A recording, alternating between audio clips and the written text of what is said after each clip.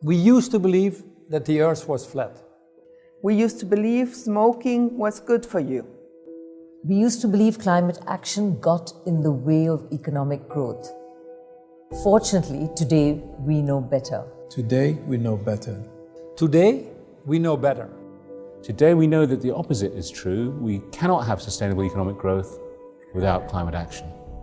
This is the single most important global issue we have to worry about. In fact, by 2050, the world will have to feed and house nearly 10 billion people.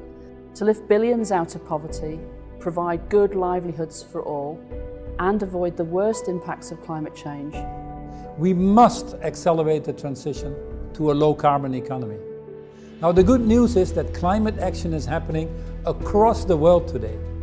The international community, the private sector and civil society are beginning to turn rhetoric into reality.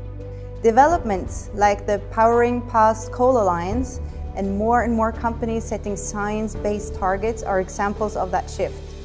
There is bad news. The bad news is that the transition is nowhere near fast enough to put us on a sustainable growth path.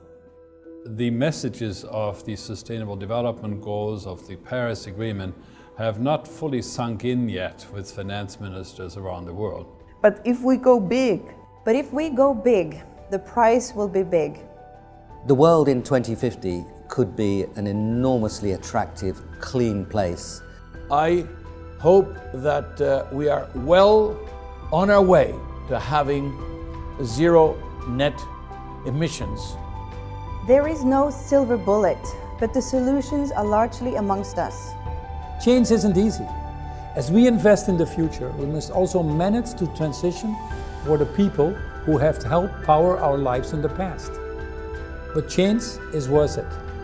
But change is worth it. But change is worth it. The world is at a crossroads. The wrong path leads to more deadly air pollution, water scarcity, and not enough food. The right path means cities where we can move, breathe, and be productive. Ecosystems that are more productive and resilient. Infrastructure that is sustainable and stronger communities. this isn't just about avoiding a future we don't want. It's about creating the future we do want.